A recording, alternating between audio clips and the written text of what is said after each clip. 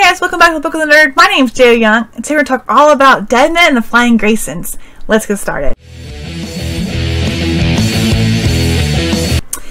So Deadman and the Flying Graysons, I was super excited to read this, and it really surprised me. We were organizing our comic book boxes, and my husband pulled it out and said, hey, you might be interested in this. And just based on the cool circus theme covers, I was like, I have to check this out. And I'm really glad I did.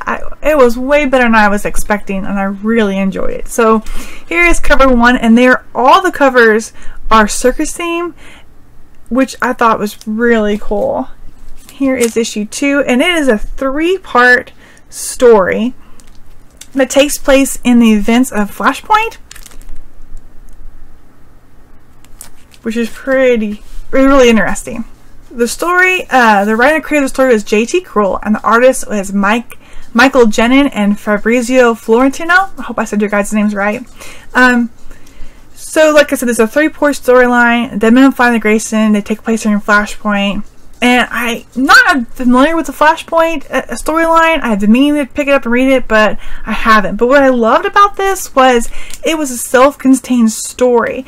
I didn't feel like I had to know what was going on in Flashpoint, all the other things that led up to it, to be able to enjoy this story. It was really well written, and it begins and ends in these 3 issues. So the summary, Dick Grayson, along with his parents, are performing in the traveling circus in Europe.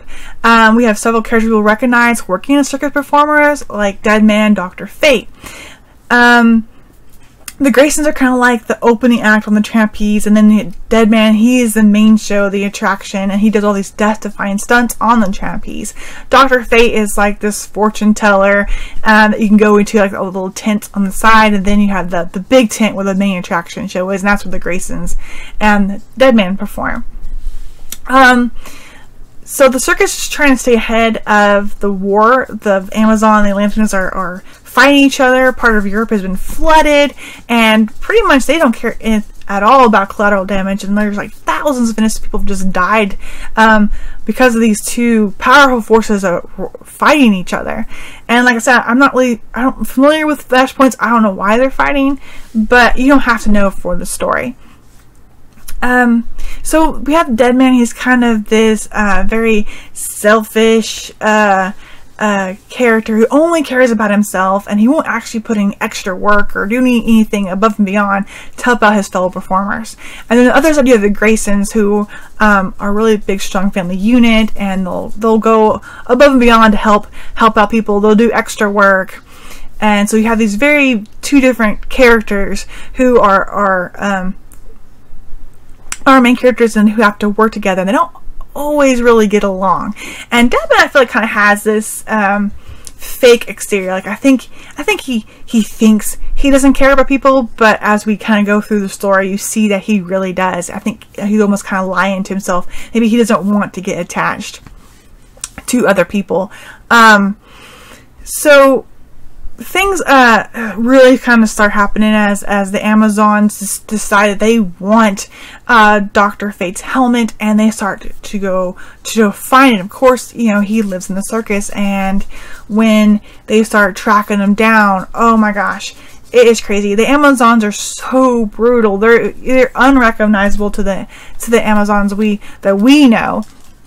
And so things just collapse for Grayson and Deadman as the Amazons just will do anything they can to get their hands on the helmet, and it pretty much comes down to Deadman and Grayson to prevent them from taking Dr. Fate's helmet. I love the art in this story. I love the circus theme covers. It was so cool, and I loved how they created this circus setting in the background that you get to see, and all their costumes and the show that the artist drew. They did such a great job of creating that setting, so you really feel like you're there watching a circus show. And I loved how you get to see a kind of a new Grayson, like what he would be like if his parents hadn't died and he grew up with them with the circus. And I thought the artist did a really good job of creating this character. And drawing him doing as he would look, and they did a great job, and I love the art in it. overall, I was surprised by this comic. I wasn't expecting to like it as much as I did. The story was so excellent, and the ending, oh, I loved the ending. It was so good. I love like Deadman's character as he grew. The writer did a really good job on that. You see him as a selfish, unreliable character, and then he turns into this hero. And then you see Grayson, his determination, and how he had this strong family support, created his strength that he has through all this trouble, horrific time they're going through. And Grayson's, in a way, he reminds me of kind of like this world's Batman in a way, because how Batman has this sense of responsibility to protect these people. He's just driven to do this no matter what. You definitely see that in Grayson's character, how he is driven to do this no matter what he has to do. And it was just so well written with amazing art. I really love this. I rated this 4 stars. Deadman and the Flying Graysons really made me want to read Flashpoint. And have you guys read Deadman and the Flying Graysons? What did you guys think of it? Did you enjoy it as much as I did? And what did you guys think of Flashpoint? Should it be something I move to the top of my TBR list? Let me know in the comments below. I enjoy chatting with you guys. And if you like my video, give me a thumbs up. And if you want to see more videos from me, subscribe. It helps my channel grow. And I'll talk to you guys next time. Bye!